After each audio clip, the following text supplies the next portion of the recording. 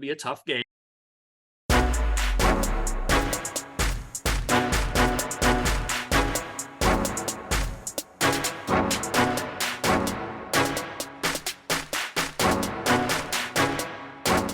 Welcome to the 10-12, the podcast that covers all 10 teams in the Big 12 Conference, as well as Houston, UCF, BYU, and Cincinnati. I'm your host, Phillip, and thank you for joining us this week. I've got two great guests with us today. Jennifer Garrison, head coach for TCU's new triathlon program. Yes, TCU has added triathlon to their collection of sports. Program is underway now, but will begin competition in 2023. So we talk with Coach Garrison about what it's like starting a program from scratch, what recruiting is like to a sport like triathlon, something that's not common in high schools in America, how TCU fans can get involved. Yeah, you can. And her background in the sport and a whole lot more. This is really interesting. I love getting behind the how do you start a sport from scratch? How do you introduce a new sport? What are the things that are involved, and especially in a sport like triathlon? I would love the opportunity to talk to TCU and find out why they decided this was the sport that they wanted to add. It's very interesting to me, and I love these emerging sports, the ones that the NCAA is close to officially sponsoring their national championship, so that if you win the national championship, you get an NCAA championship to add to your collection. Before we talk to Coach Garrison, Kelley Ford, a.k.a. K Ford Ratings on Twitter, joins us to discuss the odds for each Big 12 team to start 6-0 this season. If you do not know K Ford, you do not know Kelley Ford, he is fantastic. His rankings, his ratings are amazing. We're going to explain how those work, talk about each team, the Kansas over 2.5 bet, a lot of West Virginia, and I asked him one of the best questions I have ever asked a single guest, and his answer is fantastic. So stick around for both of those guests.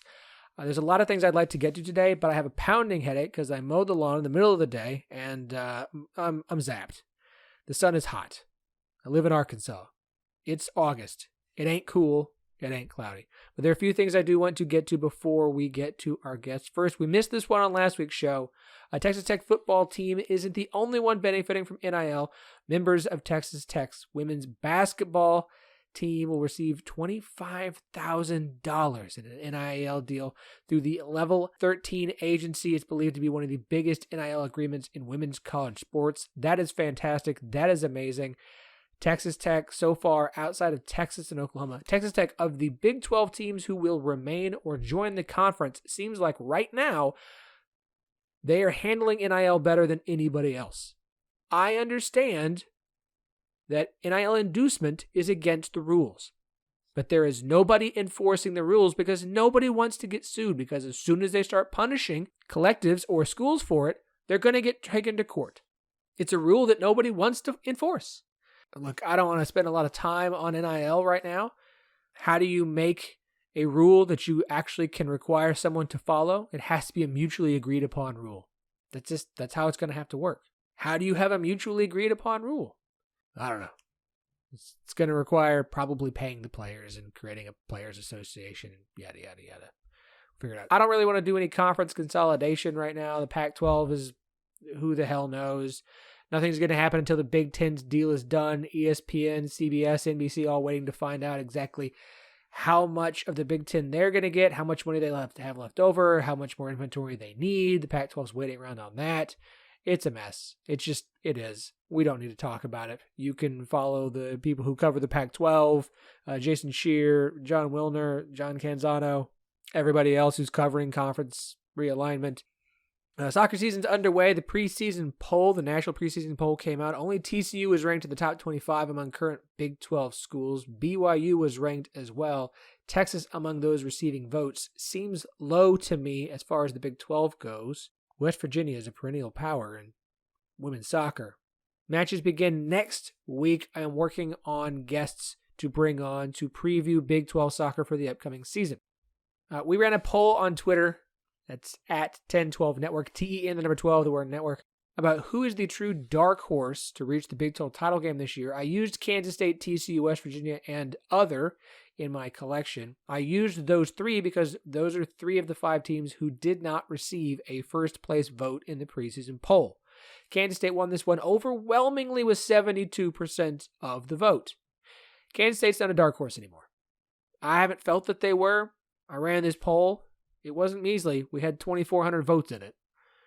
They're not a dark horse anymore. They're not. We're done with it. They are a team, especially when you get the most players on the preseason team. You are no longer a dark horse. I understand you to really be considered a factor for it. You probably have to be in the top 3 or poll top 4. I don't care. Kansas State's not a dark horse. If they get there, good. If they don't, okay. If they go 7 wins, it's a disappointing season. So we need to have a new discussion about who the actual dark horse is, which is a team that we don't think is going to make it, or there aren't a lot of people who consider them to be a legitimate option for it, who might be able to do so. We need to have a new conversation about that. I don't know how to have that right now, and I don't want to do it here. We're getting closer and closer to the start of the season, to week 1. I cannot wait. I'm very excited for college football's return. I understand why we schedule FCS teams. I have said this on the show. I have written about it when I used to write for Cowboys Write for Free. I get it. There are numerous reasons, from relationships between athletic directors and administrators. There's always trying to help each other out, keeping those relationships going. FCS needs to pay the bills. FBS teams are looking for an easy win, obviously, and a lot of times FCS teams are cheaper to schedule than G5 teams. You can get an FCS team on the schedule for $500,000, $750,000, cheaper than that. You get G5 games that are going for over $1 million, closer to $2 million. So I can schedule a one-off home game against a G5 team that might be better than an FCS team and pay out the nose for it, or I can schedule an FCS team, just like everybody else does, and save some money and still get a win and be able to get all my backups in. Cool. And usually there are at least some potentially interesting games. The Big 12 versus FCS, Texas Tech versus Houston Baptist a couple of years ago was pretty spicy. Oklahoma State, Missouri State was close last year. Iowa State, UNI is close every time. We get FCS upsets every year in college football. Hell, I usually do a Big 12 versus FCS interview in the preseason because I don't want to ignore those games that get ignored. I find them interesting. I have written ranking the Big 12 versus FCS by most likely to be an upset article before. This year, it's not even an interesting matchup of the Big 12 versus FCS schedule. There's not even an interesting one on there, which frankly is probably a good thing. Like, let's stop scheduling North Dakota State, folks. Stop doing that. I get why Iowa State schedules UNI. I understand it every year, and every year it almost costs them. I feel like it will again sometime in the next decade. Iowa State, it's just, you play with your food too long, that's what happens, right? Here's my bigger issue. Week 1 of the Big 12's best games, 3 best games, are Thursday and Friday.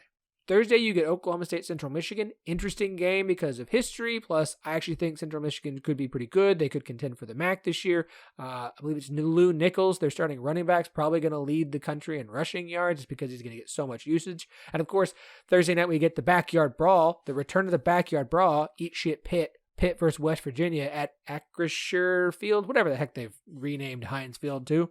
That's easily one of the best games of week 1, and it's on Thursday. Friday, we get TCU at Colorado. TCU with new head coach, going on the road to open the season, and a Colorado team that's not very good. Still a Power 5 on Power 5 game.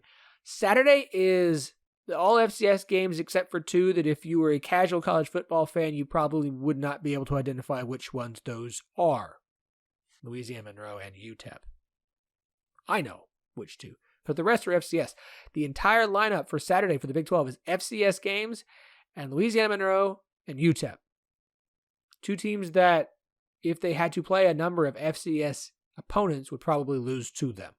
We can make fun of SoCon Saturday all we want in the SEC. Playing FCS games later in the year, we can make fun of them all we want. We can point at them and laugh at them. But there has to be a conversation had in the Big 12. And I understand the Big 12 office has limited ability to influence opponents and when those opponents are scheduled. But there has to be a conversation that's had about front-loading FCS teams in week 1. You want to be younger, hipper, and cooler? Week 1 used to be a big deal. Now, it doesn't feel like it's as big as it used to be. The matchups just don't feel as great. Yeah, we've got the backyard brawl. Let's see what we've got. Utah, Florida, Florida State, LSU. Like, there's a few games, but it doesn't have the weight that it used to carry for Labor Day weekend. Hey, Big 12, can I offer you a suggestion? Make it your weekend. If everybody else wants to wait till week 2, and look, the Big 12's week 2 schedule is awesome. Lots of week 2 schedules are awesome. Own week 1. Just do it. I'm sorry, coaches. I know you're not going to love it. I know you don't want to open up against a really good opponent in week 1. Big 12, own week 1. Make it yours. Hell, I want the Big 12 to own week 0. I want like 2 Big 12 games there every year that aren't terrible. Like the best thing you get now is a Big 10 conference game, and it's Northwestern Nebraska this year. It was Nebraska, Illinois last year. You know what? We watched that game. We talked about those games. The Big 12 needs to find ways, especially while it's putting together its package to sell to TV networks, to separate itself. Yes, adding the 4 corner schools would certainly help them and now have games in every time zone, but make week 1 matter. Schedule week 1 games, and I mean more than just like 1 with 2 more kind of good ones, and then make week 1 awesome. Treat week 0 like it's your deal, like it's a Big 12 coming out party. I don't know how you do it, but you need to. I think it is an opportunity you are missing out on to put your conference out there early in the season. Early in the season, when fans are at their most rabid, most excited to watch something good. Watch anything, but especially if it's something good to get excited for, because you're going to have nothing but pure coverage for the 2, 3, 4 weeks leading into the season. Everyone's going to be talking about the games that you're going to be playing in week 1. That exposure is awesome and something worth sacrificing the potential of losing those games for. Because just because you play them in week 2, guess what? The opponent you're playing also played a game in week 1 to warm up, so it's not like you have some built-in advantage. It's too much FCS in week 1. Spread them out. A couple in week 1, a couple week 2, a couple week 3, a couple week 4. You cannot load 1 week with all the good games and 1 week with none of them. Especially not week 1. It's terrible. It's terrible. You know what's not terrible? The Oregon State collection that Home Field Apparel just put out as part of Big New Saturday Season 4. I am an Oklahoma State fan. I like orange and black. I'm buying me a Beaver shirt because they're frickin' cool. Man, this Big New Saturday, they're always good. Season 4, I feel like enough schools have realized how big of a deal home field is and how exciting it is to have your school released, that they're really giving home field a little bit more carte blanche to have a lot more fun and showcase school. I mean, the Kansas State line, killed and it's great. The TCU line, killed and it's great. The OU line is great. It didn't do great, but it is great. They just keep blowing it out of the water. But I am excited about every single Big 12 school, current and future, currently being available at homefieldapparel.com. And you can be excited because you can save 15% off your first purchase with the promo code NETWORK12, NETWORK12, 15% off your first purchase on every Big 12 school. Everyone's lineups are awesome. You need to go check them out if you haven't. You need to be rocking some home field this season. You're gonna wish you were. Man, they're comfortable. The most comfortable vintage college sports apparel there anybody makes anywhere. Go check them out if you haven't. Make sure to follow them on Twitter. They are the brand. Speaking of Twitter, 1012 Network, we are there. 1012 Pod, P-O-D, on Instagram. Follow us there for exclusive content. And go to 1012network.com to check out all 11 shows of the network. Myself, our newest show, Sons of UCF, covering UCF, of course. We've got Baylor covered, Oklahoma State covered, Iowa State, Kansas. I mean, at this point, Baylor, everybody but TCU, Kansas State, Cincinnati, and BYU. Yeah, we're 4 schools short. We're working on it. Got a great show. Like I said, Coach Jennifer Garrison, Kelley Ford. Stick around. This is a good one. Are you a parent listening to this podcast with a child at home, either in middle school or high school, but already thinking about college planning, scholarships, or dreaming of them playing sports in college? Do you know a high school or middle school athlete who wants to go and play in college? Whether it's D1, D2, D3, or just they're not even sure, they just want to keep playing during college. Well, let us introduce you to one of our friends of the podcast and a company who is an expert in the world of college recruiting, Recruit Route. Led by our friend Brian Bedford, a 25-year veteran of recruiting and former D1 recruiting director, Recruit Route offers a full suite of offerings to help student athletes, parents, and high school coaches be better educated and empowered to successfully navigate the college recruiting process. Check out our friends at recruit-route.com. That's recruit-route.com. Don't forget, run your route in recruiting with Recruit Route. We are just getting closer and closer to the season, which means we need to talk more and more about actual football, which is, I mean, let's be honest, that's what we want. That's what we want to be doing right now. Talking about actual college football games. So I'm very excited about today's guest. We don't get him on nearly enough for as smart as this guy is. And you know me, my number one rule of booking guests is find people who are smarter than me because, I can only bring so much to my own show. Kelley Ford, you know him as K Ford Ratings on Twitter. Kelley, welcome back, sir. Phillip, you are much too kind, but I really appreciate it. It's always fun being on with you. And every time you ask, I am here. So I can't wait. This is going to be great. Thanks for having me on. If those of you listening are on Twitter and not following K Ford Ratings, you should be. You can, if you want to argue with him, he'll respond. If you want to debate his math and his numbers, he's happy to do so with you. But today, you put a lot of stuff out as the season gets closer and closer, looking at projected win totals and likelihoods and percentages of how many games teams will win in conference play and so on and so forth. But there's one that you put out that really intrigued me, especially as we get closer to the season, and that's what will a team's record be after the first 6 games? Obviously, that's a big thing for a lot of teams. I think of Big 12 teams in particular, like Texas Tech, where we've looked at their schedule and said, that first 6 games is going to be rough for them. And so you put it out conference by conference, and I loved this. And so that's what I want to focus on today with you is your projections of likelihood of number of wins for each Big 12 team through the first 6 weeks of the season. So what is the percentage you win? You start 6-0, 5-1, 4-2, so on and so forth. I've got your graphic, the beautiful graphic. We will make sure we've tweeted it out. We'll include the link to it in our show notes for those who want to be able to look at it as we talk through this today, Kelley. But before we dive deep into this particular graphic, can you just explain to everybody how the K4 ratings work? What is your system? Because there's so many different rating systems out there, and so many different people we like to have on to talk about how they rate and review and the stats they provide for college football. Explain what K Ford Ratings is. Absolutely. So I have 2 different sets of numbers. The first of them are my K Ford ratings, which are my predictive power ratings. So think Bill Connolly's SP+, Brian Fremeau's FEI, ESPN's FPI, very similar. I'm taking information and trying to project forward how strong do I think any individual college football team will be. And that's really broken down into 2 segments. I've got the preseason segment and then the in-season segment. So for preseason, what we're looking at, there's really 3 main inputs. It's returning production, recent recruiting with the most recent class and classes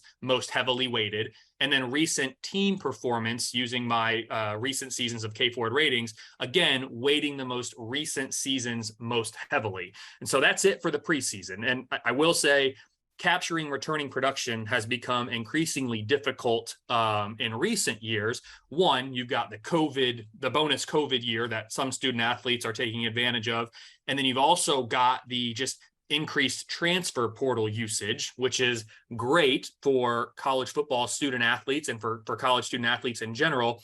But it makes it somewhat more difficult for people like me who are trying to keep track of where are all these student athletes? Where were they last year? Where are they this year? What adjustments do I need to make in terms of trying to project their production forward? Because last year they were at a group of 5 school, now they're at Power 5, or last year they were at FCS, now they're at FBS. So there's all sorts of adjustments that need to be made, but just keeping track of where they are has proved to be a little bit more difficult, but nothing that we can't handle. And then once we get into the season, we start using in-game data, of course. And so that's primarily the 5 factors that Bill Connolly made famous a decade or so ago: explosiveness, efficiency, which I weight most heavily, field position, finishing drives, and turnovers. I do have some other inputs that go into it, but that's really the nuts and bolts of the power ratings model, which I call K Ford ratings.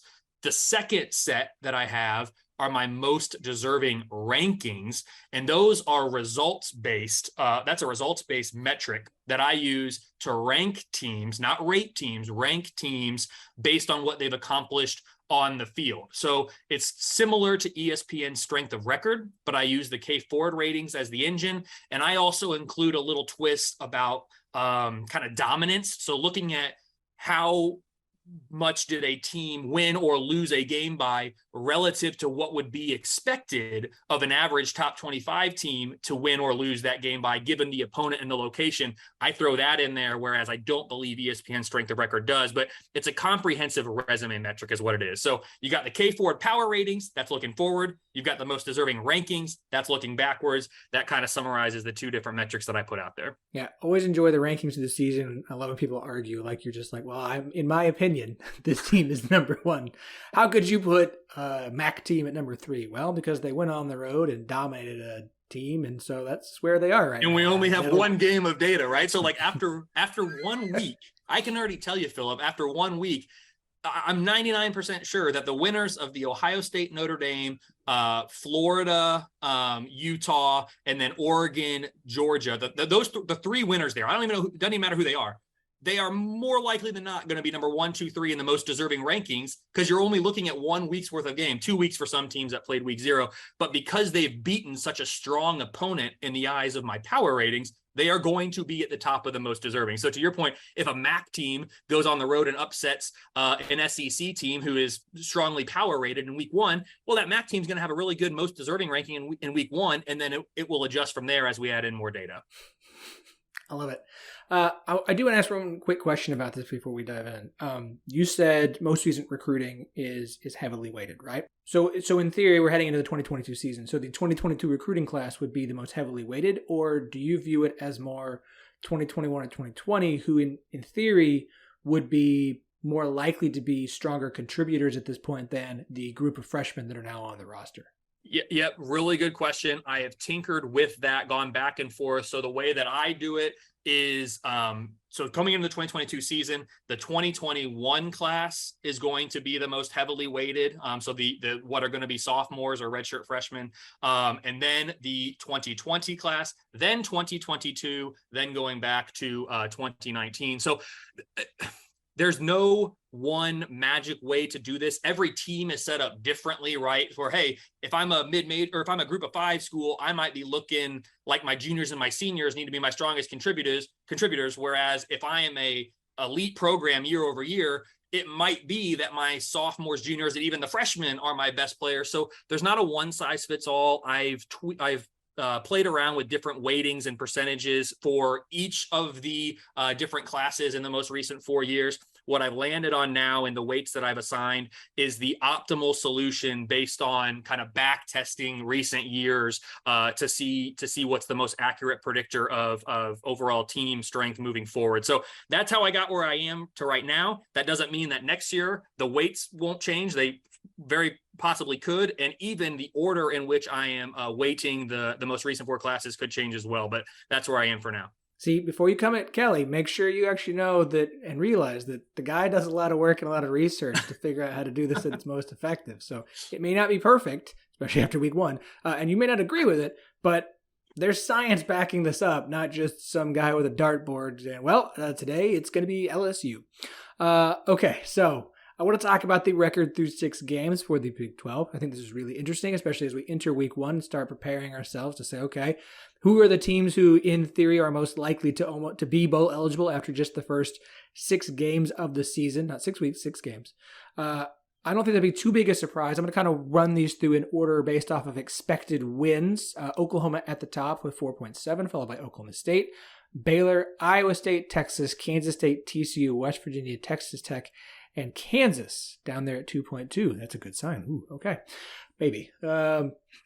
Yeah, if you're betting on the over, you're hoping they get it in the first 6 weeks, because if not, I don't feel great. So, and Phil, but before you move forward, because you talk about that's important to note there for Kansas in particular. My numbers, these are based on my updated numbers, so they're not final yet. I am working right now on the final update that will make them final and official preseason ratings. So they're not going to change a lot, but these aren't the official just yet. But it gives you a really good idea. But more importantly to note, because I produce FBS team ratings, I do not produce my own FCS team ratings. I have considered that. I would love to do that one day. I just haven't had the time and resources to be able to do it just yet. But until I'm able to, I assume 100% win probabilities for FBS teams when they play FCS teams. So when you're talking about teams like Oklahoma, Oklahoma State, Texas, teams that are projected to be pretty strong, you got pretty close to 100% win probability against those FCS teams anyway. Again, on average, I know North Dakota State is better than the University of Northern Arizona, but generally speaking, your better FBS teams are going to have a higher win expectancy, win probability in those games against FCS teams. Whereas a team like Kansas, who maybe is not one of the better teams in FBS, I'm assuming 100% win probability when they host Tennessee Tech in week 1. The reality is that's probably not 100% win probability for Kansas. So when you say my numbers are projecting 2.2 average wins, expected wins for Kansas through the first 6 games, they are. But the caveat is you've got 100% there. So a full win baked in for that game against Tennessee Tech, when that's probably not the case. So it's an assumption my numbers make. I know it's a bad assumption, but it's the best I can do right now because I don't make FCS team ratings. And I have elected not to incorporate other people's FCS team ratings. I know Bill Connolly does them. I know Jeff Sagarin does them. There's other people out there that do that. I consider doing it, but I've decided I want to keep it all insular. I want to keep it all Kelley Ford ratings for my numbers. And so that's where I am for now. So just note that for Kansas and anybody else who's playing FCS teams. I mean, I think that's fair. We have upsets all the time. We have upsets every year. They're kind of hard to pick. And look, I've been looking at the FCS games, the Big 12, something, and typically every preseason, I love doing a Big 12 versus FCS preview episode where I bring on someone who covers FCS and talk through the games and look at, highest probabilities of upset. And this year's Big 12 FCS slate is, and look, thank you all of you for finally wising up and stopping to scheduling like North Dakota State and teams that could actually upset you. That doesn't seem wise. North Dakota State, by the way, will be playing at Arizona this year on September 17th if you want to find an FCS over FBS upset that you can circle and put some money on. Phillip, will that be an upset? Because I would probably venture. No, they'll be favored. North Dakota State will be favored, I would think. They will be favored. I mean, on the in road. theory, it's always an upset if you lose to an right. FCS team, even though North Dakota State's basically an FBS team playing at FCS level. Yeah. The Big 12 this year, they scheduled down on FCS. There's not a single one I look at. I've written articles in the past of like ranking Big 12 versus FCS based on probability of an upset. I would just put everyone at like, I wouldn't even start 1, 2, 3, 4, 5. It would just be, I got multiple ties at 6, 7, 8, 9, 10. Nobody challenged themselves in the FCS field, and I'm proud of the Big 12 for finally figuring that out. I don't need those games to be interesting or challenging. Just go get and win and move on to the next week. We can talk about my irritation at how many of those games were in week 1 this season and moving forward at another time. Wink, wink, nudge, nudge this intro. But let's talk through these games, assuming everybody wins their FCS game. Kansas, I'll start at Kansas. Expected wins is 2.2. The highest percentage you have is 2 wins, followed by 3, and highest at 2 at 47%, followed by 3 at 27%, and 1 at 20%. So it does feel like somewhere in that 2 to 3 range is a most likely outcome for Kansas at the start of the season. That makes a lot of sense with Tennessee Tech. You've got a rebuilding Duke team. You've got a couple of Big 12 team opportunities because of new coaching staffs, or maybe we don't have high expectations for them. I have said for a while, like I am on the put the money on Kansas over the 2.5. I am on board with that. I think they're going to be good enough this year to do so. But as you look at the schedule, because it doesn't necessarily stack in their favor based off when they get the teams, it does feel like if they can't nab those 3 in the first half of the season, I'm not going to feel good about that bet going into the back half if they've only gotten 2 wins. How do you feel if you were going to be on either side of that 2.5 over under for Kansas? Do you feel the same way that this is going to be a situation where it has to come in the first half, or do you feel better that as long as they get 2, they should be pretty comfortable? Yeah, Phillip, I mean, you're right. My numbers, and again, working on the final, but 2.7, that's for the year long, what my numbers are expecting Kansas to get. So when I'm saying 2.2 in the first half, yeah, I'm not expecting a whole lot of wins to come out of the second half of the schedule. It looks to me like, as I'm looking here at my numbers, if I look at just the second half schedule for Kansas, the best opportunity my numbers give them for a win is only 14% when they go to Texas Tech in their third to last game. So yeah, if they're going to get over the 2.5 wins, I think it's got to be early. You got Tennessee Tech, you've got Duke. I expect Kansas to be favored against Duke at home. My numbers like them with about a 64% chance to win that game right now. And then if you can sneak out one more, again, I'm not saying you're going to be favored. I think you're probably going to be a 2-touchdown dog, at least in these games, but maybe it's TCU, maybe it's Iowa State, I don't know, at West Virginia. But yeah, I think you got to get it there in the first half of the season if you're going to go over 2.5. And like I said, 2.7. So it's close, but I would lean that way. Give me the Tennessee Tech game, give me Duke, and then yikes, you got to pull one upset somewhere else. And I think they can do it, and it would probably be in the first half of the season. Yeah. We agree there, sir. Okay. Oklahoma at 4.7. Highest percentage is at 5 wins at 40%, then 4 wins at 30%, and then 6 at 20%. They do have the highest percentage chance of going 6-0 of any of the teams at 20%. I mean, looking at this, I think OU is expected to be favored in every game on their schedule. Not too surprising. I think ESPN or somebody tweeted about that today. We're recording this on Wednesday. The difference being this year, not so much that they aren't favored in every game like they are every year. It is a smaller gap, or projected win total compared to years past. Whereas I believe last year heading into the season, they were a 14-point favorite or so against Oklahoma State by MGM. I think Keegan tweeted this out. And then this year heading in by DraftKings, there's a 7-point favorite at home against Oklahoma State. So while OU is still favored in every game, there is a drastic difference between how big a favorite they were the past few years versus this year. So looking at this for Oklahoma, it's hard to know exactly what they're going to be until we actually see them take the field. And they have set their schedule up pretty well. 40% at 5, 30% at 4. It does. If you were going to put a highest percentage of what game you feel like would be that early loss for Oklahoma if they were to only get to the 5 wins based off the 4.7 projection, I mean, where do you see that most likely for Oklahoma? Yeah, to me, it's Texas. It's the Red River Shootout. That is the 6th game of the season for them, so it barely sneaks into eligibility to be the answer here. But I've got my numbers like Oklahoma by about 1 point in that game. So a 53% win probability. That is the closest projected game I have for Oklahoma all season. It falls in that first half of the season. So yeah, I would say it's Texas, Phillip, for me. Outside of Texas, the next lowest win probability my numbers have 60% when Oklahoma goes on the road to Lincoln to play Nebraska there in the 3rd game of the season for Oklahoma. So I'd say it's Texas followed by probably Nebraska. But to your point about the overall season for Oklahoma, I've got 6 games this year where Oklahoma will be a touchdown or less favorite projected right now. So they are favorites in all 12 games per my numbers, Texas being the closest, favored by 1. But I've got 5 other games, Nebraska, at TCU, at Iowa State, Baylor, and Oklahoma State, where I've got the Sooners as less than a touchdown or less favored.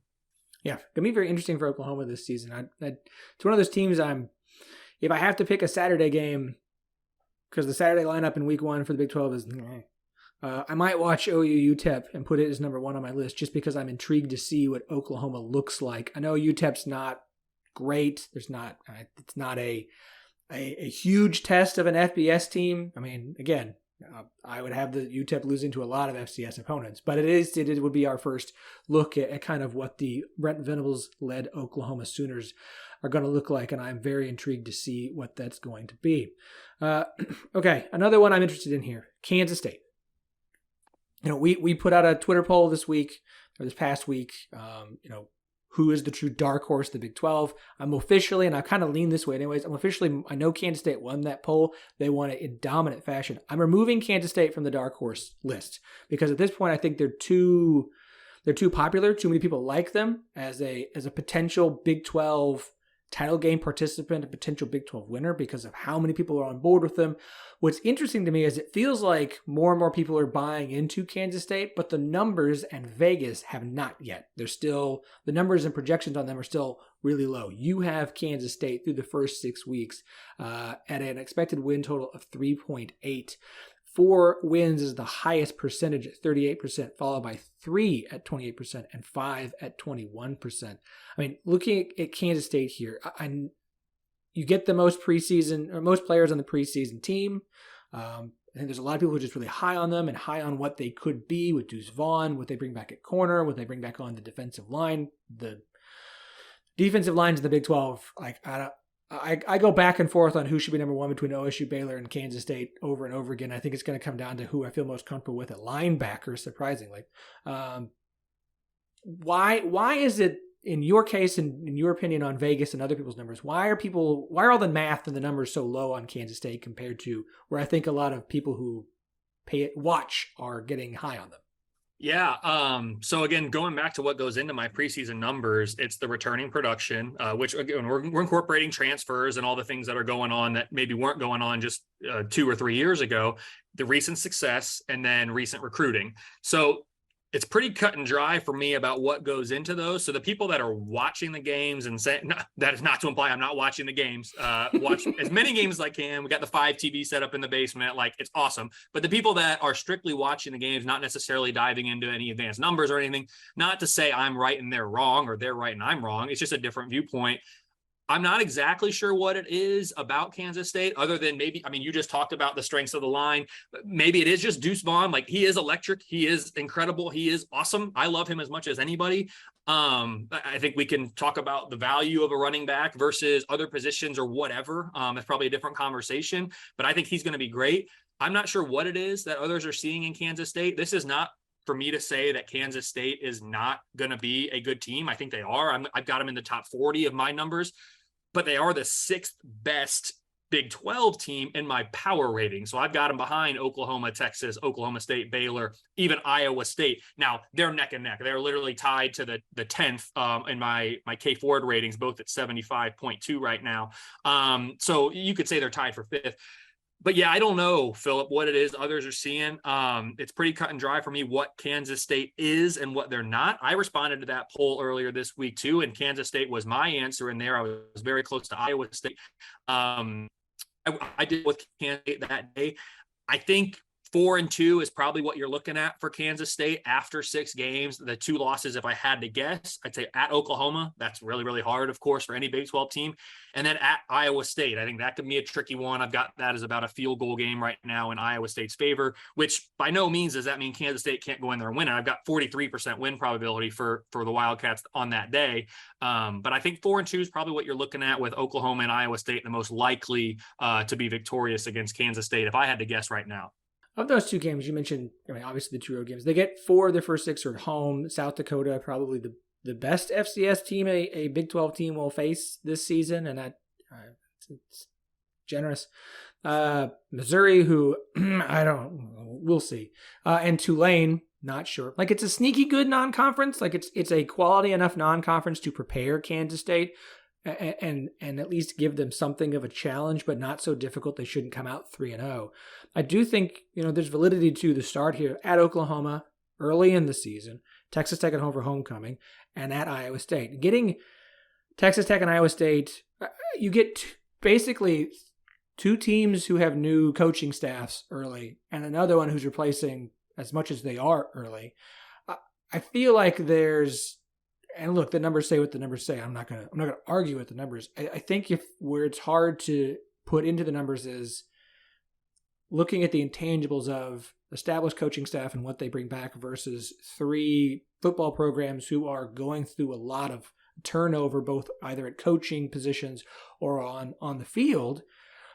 I know what the numbers say, but I think my brain says that gives Kansas State better odds than maybe even just the straight numbers do. And that's fair. Of course, numbers aren't going to capture everything, as we've talked about. And there are the intangibles, and there's definitely value associated with those things. Coaching changes, continuity, all that stuff needs to be factored in, and the numbers fail to do so. So there's maybe the answer to what do those people see. You've answered it yourself right there. That's what people are seeing, where the numbers are not. And yeah, so I hope Kansas State has a great year. I expect they will have, I'm looking at 6.8 expected wins on the year. So 7-5, we'll call it. I think that would be a successful year for Kansas State, but I'm not a Kansas State fan. I'm not sure. They probably want to see a little bit better than that. But just knowing where Kansas State is just in the landscape of college football, I would say a 7-5 year is pretty acceptable. This isn't late 90s, early 2000s under Bill Snyder anymore, much like the reckonings that Nebraska has to come to grips with as well. I'd say Kansas State probably similar, where if you can pop off a 8, 9, 10 win season every so often, that's incredible. But if you're shooting to win 6, 7, 8 games in a season, I think that's probably the right expectation for the Kansas State program from an outsider's perspective. Certainly don't want to tell Kansas State fans how they're supposed to feel about their team. I would say if Kansas State goes 7-5 this season, the Nebraska fans were right about Adrian Martinez. Okay, so I am curious here. I know that we're talking very, very close. As we said, expected wins for Kansas State 3.8, expected wins for Iowa State in the first half 4.1. But what is giving Iowa State the edge here? Iowa State feels like the hardest team to peg down just because of how much they lost, what happened last year versus expectations, the debate of who's the real Iowa State last year or 2020. What is it that's giving Iowa State kind of, I mean, you have them fourth through the first 4 weeks of the season. What is it about Iowa State that's kind of giving them that edge there of only 0.1 expected wins behind even Baylor? Yeah, I think to answer that question, we have to just dive into what their schedule is in the first 6 games. You've got Southeast Missouri, who's an FCS team, so I'm assuming 100% win probability. So that's one right there, right off the bat. At Iowa is going to be a tough game. I mean, I've got Iowa favored in that game, candidly, right now by about 4 points. But then you got Ohio at home, and nothing against the Ohio Cats. Did my master's program there. Love Athens, Ohio, and everything about it. But they are not projected to be a very strong football team this year. So I've got Iowa State as more than a 3-touchdown favorite in that game. So you're getting close to another full win projected there. Baylor's going to be tough, right? So I could see them dropping that game, but it'll be within a field goal projected spread right now. But then you get at Kansas. So again, you've got the bottom team in the Big 12. So now you're probably looking at 3. I got a 2-touchdown spread on that game. So now you're looking at close to 3 wins right off the bat. And then you do have Kansas State at home. We just talked about the Wildcats. So, I mean, you basically got 3 built-in wins the way my model is looking at it, with FCS, Southeast Missouri, at home to Ohio, and at Kansas. That's a huge chunk. When you're looking at only 6 games, that's almost 3 wins. Now you're piecing together the expected win probabilities in the other 3, which are going to be tough games. I think Iowa State can get one of those, and that's kind of how you get to that 4.1 number. So if I'm looking at the overall Iowa State, I got 6.8 expected wins. So definitely an easier start to the season than end, as you've got Texas, Oklahoma State, TCU, all on the back end of that schedule. So we talked about Kansas earlier. Hey, make your wins early so you can get them in the bank. I'd say Iowa State's in the same boat. You got to get some wins early there if you're going to be betting the over on their season win total. The gap here between Oklahoma at 4.7 and TCU at 3.7, I mean, is 1 game across 7 teams. We've talked quite a bit about how the Big 12 feels like it's the most wide open it's been. And a 1 game difference through 6 games isn't much. I realize that's just 6 games, but that's not a lot, right? Do your numbers view the Big 12 as wide open as the conversation has been for the conference?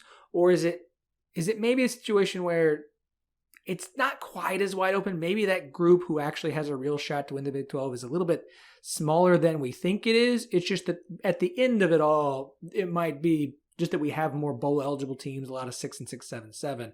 Or do you really see a Big 12 where we could be coming down to the last 2 weeks of the season and have that many teams still vying for the conference championship game? You're setting me up for failure here, Phillip, because last year with Baylor, right, I think the media had them pick 8th or whatever. I will say, I got to take credit where I can get it. I had Baylor preseason 7th, so slightly better than the media. Still nowhere near the top 2 or winning the league, so I'm not trying to proclaim I saw Baylor coming. I didn't, but Kelley Ford, pro Baylor. there you go. So this is it's a tough question, because just last year we have a perfect example about a team that came from unexpected to winning the winning the conference championship. So for me, Phillip, I've got Oklahoma and Texas are the top 2 teams. Now, I sound like a broken record because Texas is always back. Everyone thinks Texas is back all the time. The numbers always love Texas. Part of that's because recent recruiting is really good. They've got solid returning production. Their recent K Ford ratings have probably not been as bad as the national perception of Texas would suggest, because anytime Texas doesn't win 9 games, it's like, oh my gosh, worst season ever. So when they win 5 or 6 or whatever, it's like the sky is falling, as it should be at a program like Texas. But the numbers don't necessarily look at the wins and then correlate to the K Ford rating. Those are a little bit independent. Well, not a little bit. They are independent. Now, the most deserving is very much predicated on wins, losses. The power ratings are not. So my numbers think a little bit more of them, but still, I don't want to say Texas is back because I've been burned by that before. Oklahoma's got a lot of uncertainty, as we talked about, new coach, a lot of new players in there. So what's it going to look like this year? We're going to find that out early. Oklahoma State, for me, is right on their heels. I mean, Oklahoma State's a top 15 team in my preseason numbers here.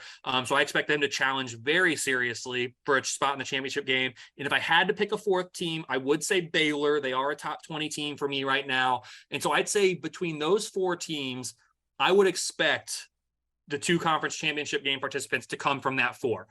That is not to say that Iowa State, Kansas State, and TCU, especially kind of that next group, don't have a chance. We saw just last year they do, but I'd be a little surprised. And then here's where my numbers are, Phillip. West Virginia, Texas Tech, and Kansas, I don't like their chances. And I think I've really upset the West Virginia fan base in recent days and weeks and months. Like, the West Virginia Mountaineers fans are very high on their team this year, and I am all for that. I am excited for them. I hope they have a great season. My numbers are skeptical of West Virginia this season. I still got them as a top 50 team, like right around number 50. So this is not like even a below average FBS team, but they are below average Power 5 team by my numbers.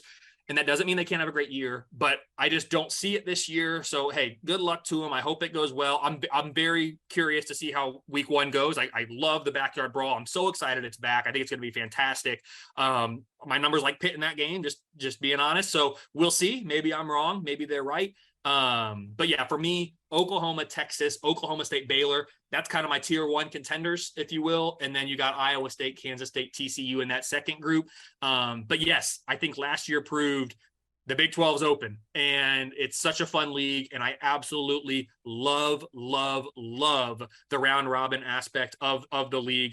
I wish every league could do round robin scheduling. I think it's the most fair. I think it creates intrigue. I love it. I get the numbers don't work on other leagues, but I love the Big 12 being at 10, having the opportunity to do that. And I'm going to enjoy it while it lasts, because I don't think that's going to be feasible here as early as next year even. So I'm going to enjoy this 2022 of the Big 12 season. And yeah, that's kind of how I see the conference championship race shaping up.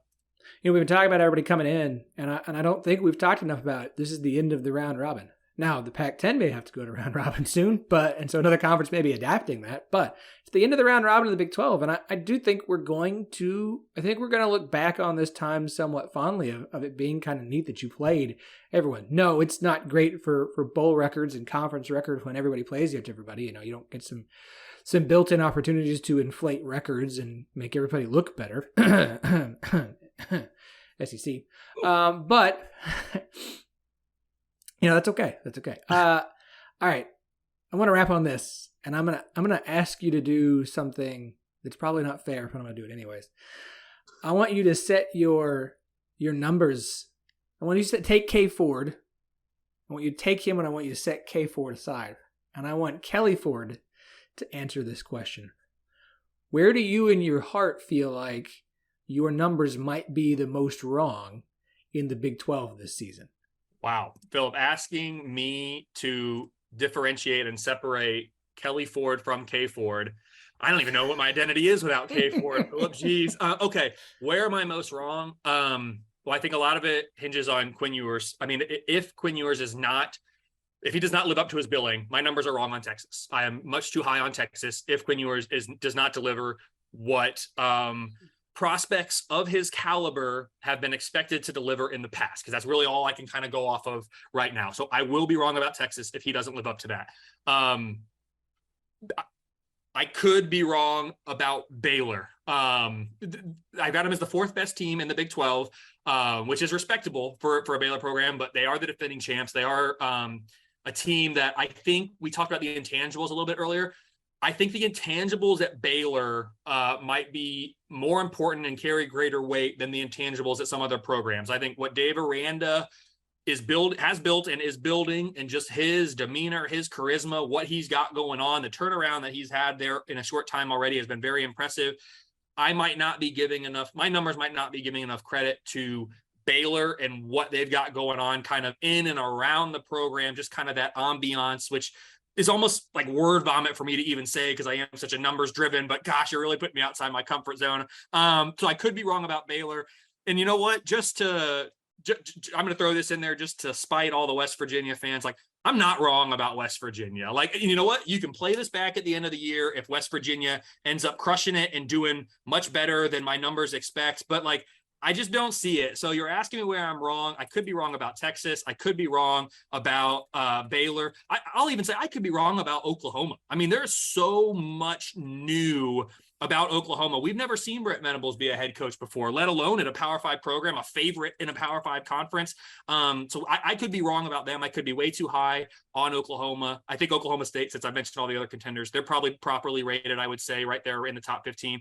I've got my updated numbers have West Virginia at 5.4 expected wins. I think the Vegas over under is 5.5. So I feel very strongly that what I've got with West Virginia is accurate.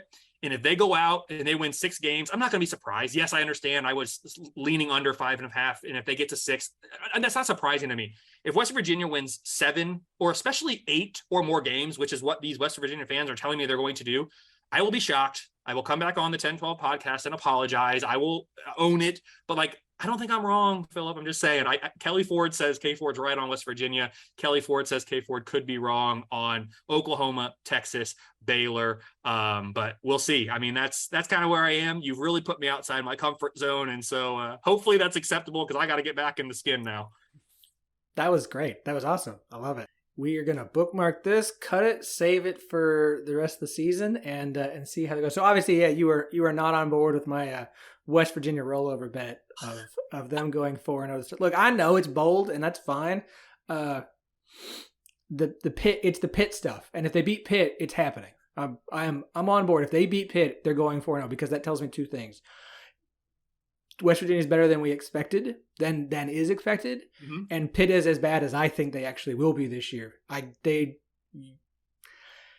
You cannot look at Pitt and just be like, yeah, last year's the beginning of something new. I've been there too many times with teams as an Oklahoma State fan to be like, yeah, now it's just going to keep going. Like, no, that's taking so much credit away from both the OC who left and Kenny Pickett and how good he was last year to just say, they're just going to be a top 25. Like, they're top 25 because they, Clemson needs the bump after they beat them and they go 8-4. So they're giving the SEC treatment. So I think that is fair. The last thing my rebuttal to it will be that I absolutely agree with you. If they get past Pitt, and I don't want to discount Keaton Slovis. Like, I don't think he's going to put up the numbers Kenny Pickett did. I also think the offense is going to be run a little bit differently this year based on some of the things we saw Pat Narduzzi say recently, which talk about coming out of left field. I'm not exactly sure what that was all about or what his rationale was for saying it. It seemed a little unnecessary, but hey, he's the head coach of a Power 5 program that just won the ACC championship last year. Who am I to question his motives and what he's got going on? But let's just remember Keaton Slovis is there. He may or may not be able to help them out. I think he will. But that point aside, I've got my numbers, bringing it back to K Ford, 11% chance West Virginia starts the year 4-0. If they can get past Pitt, that shoots all the way up to 49%. And that's not adjusting for the fact that if they get past Pitt, as you said, either West Virginia is better than we thought, Pitt's worse than we thought, or there's more likely probably some combination of both. The numbers should reflect that and probably give West Virginia that little bit of a bump. So while it's 49% now, I would not be surprised if it went just north of 50. So I would say, yes, if you can get the win in the backyard brawl, I'm looking at a 50-50 chance, and I would probably lean towards saying, yes, they will, if I had to pick yes or no, of starting 4-0, because Kansas, I'm counting that as a win. Towson, my numbers automatically account that 100% as a win. At Virginia Tech, as it stands right now, with no bump for a good performance in week 1 or anything like that, my numbers like West Virginia on the road at Virginia Tech by 2 points. So that's a toss-up game, but that's basically how you get to the 50% right there, because Kansas is 87%, Towson's 100. So I don't like the rollover bet, Phillip. But to your point, you could just be out the $10 because if they lose and you're done. If you get that win, then I do like the rollover and go ahead. Let's earn some more on it because I think they're going to get there at that point. So don't like it on the surface, but give me the caveat of beating Pitt, and I'm right there with you. And again, I want to say, West Virginia fans, because I know you're listening, good luck. Like, I hope you have a great season. I wouldn't mind seeing you pull the upset in week 1 at Pittsburgh. I think that'd be great for college football. I think it'd be great for the Big 12. I think it creates some excitement. So I'm a neutral fan in that game. I just want to see a good, competitive, close game. But again, I don't see it right now. I've got Pitt by about 10 points in that game. So we'll see. Kelley Ford, always a pleasure to have you on, sir. We really should do this more often. Of course, he is K Ford Ratings on Twitter. Go follow him if you don't. Argue with him if you must. Understand it is not personal. It is just math, and math don't care about your feelings. Kelley, man, I appreciate it so much, bud. Yeah. Hey, Phillip, thanks. Always appreciate coming on. I always have a blast. So thanks so much. And good luck to the Big 12 this year. I'll be watching, enjoying the 2022 season more than ever before. Current and former athletes, members of the athletic department, and of course the best fans in the country all make up a very special group we like to call the Cyclone family. Join me, Jamie Steyer Johnson, as I bring you closer to the people that make Iowa State unique each week on the Cyclone Family podcast. Some names you may know, while others may be new to you, but one thing's for sure, this is one family reunion you won't want to miss. Each week on the Cyclone Family podcast.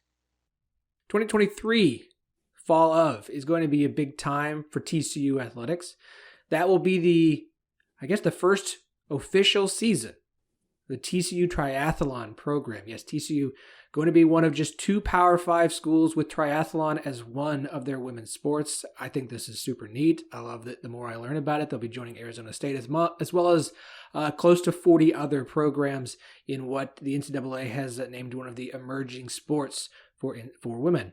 Very excited today to have the head coach of the TCU program joining us to talk about starting his team from scratch. Coach Jennifer Garrison, thank you for joining us today. Thanks for having me. I'm excited. Okay, so I have to start there. You are building a program from scratch. It's a rare opportunity to get to talk to somebody doing that. I can't imagine all of the things that go into it. I mean, even before you came on board, but since you were hired, I mean, kind of try and walk us through as best you can this process of starting a program that didn't exist a couple of years ago and now is preparing for next year to start actually competing in the sport. Well, you know what? My experience is in 2015 was basically the first competition year of NCAA when it became an emerging sport. So I worked at a school that was one of the first 8 schools that got grant from USA Triathlon to begin, and they hired me. So really, and at that school, same thing, I had a full year to start and grow and buy things and recruit. So I've done this before. So it feels like it's not unfamiliar. It feels pretty normal to me to start over and build something from scratch, just with a bigger slate, essentially, because, it's a bigger school. It's really not impossible. And if anything, it makes it more exciting because you're building something from scratch. You don't have to fix anything. You're creating what you want it to be like from the bottom up. And I honestly would prefer that than fixing something I didn't like the way it was built. So I think we've done a great job. I mean, I came here and I started in December. I got here in Fort Worth in January. And honestly, we started running with recruiting and, developing relationships and understanding the landscape for training, which is a big piece of our sport. It's not like any other plug and play where you've got a soccer field or a football field. Most of our training is done off campus, where we're biking somewhere else, we're swimming in a lake, we're running somewhere else. So there's actually quite a bit of researching and understanding the roads and the infrastructure and safety. So there's been a lot of that. But honestly, it's been going great. I'm really excited. What is recruiting a roster like when you're starting a sport up from scratch? I mean, where do you recruit from? How do you sell athletes on, you're going to come here? I know you're already recruiting now. You're going to spend a year just training, preparing. We won't really compete this year. And then you're going to get to start actually going out into competition. Yeah, it's a good question. And there's 2 pieces to that, right? Triathlon is not a high school sport. It doesn't exist like basketball, soccer in high school across the country. So it does exist in a club level, in a small club level across the country, but that recruiting pool isn't gigantic. It's pretty small. So there's a couple pieces to it. You can recruit from that pool, and I think there's some phenomenal high school athletes all over the country. It's also a matter of maybe thinking creatively out of the box, finding girls who are cross-country runners and swam. They didn't really know triathlon existed, and developing those athletes. It's like finding a needle in a haystack. You're creating an athlete. Imagine taking a football player you've never had, who's never even touched a football, but knowing that they have the skills, and then watching them, maybe they're a sprinter and they, I don't know, did another sport. So it's taking those skills and seeing that in the future that they have the ability to be a champion. So there's that piece. And then honestly, we're recruiting heavily internationally because the sport in Europe and other parts of the world for high school is so developed. So it's at a pretty elite level at a young age, just because they don't have high school sports like we do here to distract. So cycling and running and swimming are really strong overseas. So far half our roster is from overseas, which is, it's fine. We want to win. We're going into this, guns a-blazing. We want to do great, and I want to build a roster, a powerful team that is cohesive and has the same mindset, and we will do whatever it takes to kind of get there and get those kind of girls on our team. Scholarships in different sports are different. Obviously with football, basketball, you have full scholarships. Some of the Olympic sports like baseball, you have percentages you hand out. What are scholarships like for triathlon? Yeah, it's a good question. So we're 6.5 scholarships, and just like you said, essentially it's percentages. So we can give a kid 25% of one scholarship and another girl 50% of a scholarship or a full scholarship. So you can spread it out across the roster, depending. And generally speaking, girls that do triathlon have amazing grades. So they do really well with merit aid as well, scholarship money, just because their grades are so amazing. So it goes a long way with our sport. But it's definitely not a struggle. 6.5 is enough to cover our roster size. We'll carry, in maybe 3 years, maybe we'll have 14 girls as a full roster. You really don't have a gigantic roster because you only compete 7 girls at a regional and a national championship. So you don't really want to have too big of a roster and have no opportunities to compete. Well, that actually answered my follow-up question of how many are competing at a time during an event. I think of cross country, if you have a select number of runners, they go out and you have your team accumulation scores. Is it similar to that? It has been similar to that. We've been working through some different models of scoring, and I feel like it's still changing and evolving. And when the NCAA takes over from USA Triathlon, I think it could still slightly evolve. Currently, 7 girls compete very similar to cross country. We kind of took a similar model with the 7 displacement of 2 girls, 5 score. It's just we're playing with the scoring part of it, and hopefully we're adding relays here in the next year to 2 years. So we'll have an individual competition and a relay competition, which is actually in the Olympics as well for triathlon. So we're trying to emulate that similar, world-class level to the NCAA here in the U.S. So for sports, a lot of teams compete in sports that are not officially NCAA sports. I don't know if everybody understands that. Equestrian, like we mentioned, acrobatics and tumbling, which Baylor competes in, obviously triathlon. But they can be named emerging sports by the NCAA, which means that once you are on that track, once a sport reaches a certain number of teams, which I believe the minimum is 40, they are up for the opportunity to have an NCAA sanctioned national or championship, and the NCAA takes over the management of it. I'm on the right track here? Yep, you're very close. Okay. Yeah, there's just little nuances in there. Like they have to actually, even if we get to 40, because we have been, you have to have that consistent upward slope to it. And then they vote on it in January. All 3 divisions have to vote and pass it. But okay. Yeah, I would say from what I understand, once we have 35 turn in a sports sponsorship, from what I get is they'll take it to that next January and vote on it. So, fingers crossed it's in the next 2 years. I think if COVID didn't happen, it would have been this year. Okay. So it does feel like triathlon is fairly close to becoming an NCAA managed and sanctioned. Yep. Okay. Yeah. Which is awesome because, you know, and it makes sense why a school like TCU would look at adding something like triathlon, where you can get in on the ground floor of something early. You can develop a good program, and then right when it becomes an NCAA sponsored sport, now you have added something where national championships, when you tout how many national championships you have, you can include those in your count when you know, publicly when you talk about those kinds of things. I mean, look at equestrian; it's the same thing. TCU has been dominant in sports like that. You know, rifle, equestrian, things that have been smaller. It's a great way to build a program and have like a little bit of a unique twist on it. You know, I think triathlon to me is probably going to end up being more of a southern thing, just because of climate, right? You're going to have people that are going to be in the warmer south, just like equestrian. You don't see a lot of people in Minnesota or way in the north riding horses. So I think it's going to be somewhat similar.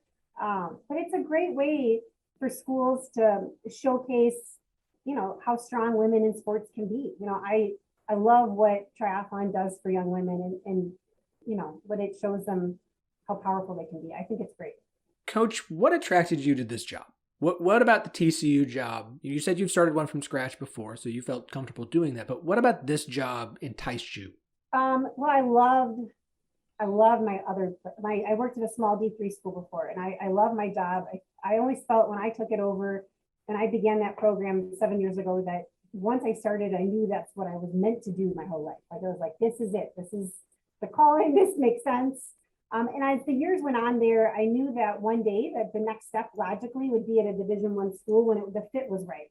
I knew that as my own kids got older and I could move and do something else, I knew that I wanted to win a Division I national championship, that it was very doable with my assistant coach and myself. Our team is, the two of us as a team could do anything. I felt really strong about that. And at our national championships, I met the AD from here at TCU this past fall. And I think from that moment on, something inside of me lit up and it thought, this is the place that we can build that program. They want to support it. Not every school, as you probably know, is supportive of every team and every coach financially, in so many aspects. But here at TCU, they are all in. They really support women in sports. They support winning, whatever it takes to win. And that's what I wanted to be a part of. I wanted to be at a school that saw the big picture that I saw. And TCU is that school. They see it, they invest in it, they want to be there. They want to do whatever it takes. And I'm game, let's go. So I would say that's kind of where I was. And then I sold it to my husband. Yeah. So no, I would say once I met her and came here, I was like, this is it. This is where we're going to make a change and we're going to be a champion. Very cool. Very cool. I mean, I just think this kind of stuff is really exciting. I think seeing new sports come around, I love watching sports become NCAA. This stuff is very interesting, and it's neat how different schools find different sports that they decide this is something where we want to invest in. Obviously, you weren't involved in the decision making by TCU to choose triathlon as a new sport from them. I would love to learn more about their decision process because I think it's just really interesting why picking the ones that they pick, and I think it's great to see Big 12 schools continue to choose different avenues and look for opportunities where, I mean, as a Division I, as a Power 5 program with the funding behind it, it does feel like TCU has an opportunity to immediately become very competitive in this sport. Oh, without a doubt. I do think that there's certain schools and certain environments really kind of stick with triathlon. And this environment here in Fort Worth really supports and cultivates what it is to be an elite triathlon program. So I feel like being here, it supports it. You can't go to every urban or big area and feel like, oh yeah, this is a great place to train. You just can't. I mean, this feels like this is meant to be here. And if you've ever watched a bike race or draft legal triathlon, I just was in Montreal this past weekend at the World Championships watching. It is such a dynamic, fun. I mean, obviously I'm in the sport, but it is so much fun to watch. It's very engaging and exciting. And I think if we can bring that same excitement to big college campuses across the country, it's going to catch on like wildfire because it is so much fun to watch and be a part of. Bike racing in general is just awesome. So yeah, I think it's hopefully we kind of turn the scales and we can get more big schools to jump in and create a big tidal wave of this, because it's super exciting. So, okay, I want to talk about your background in the sport, but now you've led me to a new question I want to ask, which is watching the sport. You know, one of the things when you have sports at different universities is trying to get fan engagement and get students to come and watch. Is TCU, like, how does that work as far as, like, will TCU host an event or two each year that fans and students can come in and watch and cheer for? How does the viewership or I guess the attendance work with triathlon? Well, there definitely isn't. It's not like football. We're going to have sell a lot of tickets, right? But the goal would be, yes, we absolutely want to host a race. We plan on hosting a race the fall of 23 here in Fort Worth. We're going to do a couple of things. I want to host a race right on campus where we shut some of the roads down on campus and do something a little bit different from the normal racing with the lake in the normal race, where we would probably use the pool and do heats and finals with the pool and biking loops here on campus by the stadium and running through campus. That way we can really, like you said, engage the kids on campus, engage the local people that live here. I think it would make it so much fun and exciting and really raise the awareness of what our sport can offer, and hopefully get students wanting to support it even more. But we will be we'd like to host a regional championship here, the Western Regional, probably not 23, we'll probably just host an invite, and then 24, we would like to host a regional and maybe national championships. That would be awesome. The idea of having the event on campus where anyone can just, hey, what's going on? I mean, that alone is going to make you stop and go, okay, why are there a bunch of people? Is there a 5K? Like, what is happening right now? Yeah, I think that's a great way with a new sport to really get fan engagement in it. Yeah. We would have a couple schools come out, and I'd love to have ASU come out and bug them to fly out here. So it would be a couple schools to come here and do some heats and finals, and repeat it all like half a day just to get kids to come out and participate and have some food trucks and all that kind of stuff. So that is on the horizon. We've definitely checked out a lot of roads and figuring out the logistics behind it. So for everyone to know, the other Division I schools currently competing in triathlon, Arizona State's the name that people would know the most. It's a Power 5 school. East Tennessee State is Division I. Delaware State is Division I. Hampton University is a Division I. There are a few more as well as I scroll through the list. Obviously TCU and Denver, San Francisco, South Dakota, Wagner. Those are the rest of them. So, I mean, with a sport this size, I mean, I don't foresee you guys doing like conferences or conference championships or anything like that. It would just be everyone goes to various competitions, competes, and then comes together for the regionals and national championship. So the last 6 years, we've been doing 3 regionals, essentially, a West Regional, a Central Regional, and the East Regional. And because the numbers aren't gigantic, you could just go to all regionals if you wanted and qualify for nationals. This coming fall is the first fall where we've actually split the country in half and, assigned you just an East Coast Regional, and then this side of the country goes to the West Coast Regional. And that's it. Like, you just go, and then you fill your schedule up with invites, smaller, races with other schools that you would be putting on with 3 or 4 schools. So this is kind of the first fall that they're doing that. And then national championships are early, mid-November, depending on the football schedule is how that's determined. So I think in the future, I think that'll stick. A lot of it's up to the NCAA. Regionals being like the middle of October, and then going from there. So, we'll see how that works this year. I think this will be our first fall. I mean, I've been on the board for the Coaching Association since the beginning, and this is my last year doing it, and it's been really fun developing and guiding the structure of how we race and the rules. So I'm interested to see how the NCAA will take over. Coach Garrison, you have been fantastic. I want to wrap on this. I want to talk about you in particular a little bit. Sure. Obviously, you have coached for a few years now, but I mean, just what is your background in triathlon? How did you get into the sport and into coaching it? Yeah, that's a good question. Growing up, I was a swimmer, mostly a swimmer, and I ran a little bit in high school. This was the 90s. I didn't know a ton about triathlon. I was a lifeguard in the summer, and there was a little triathlon at the lake that I lifeguarded at, and I did it.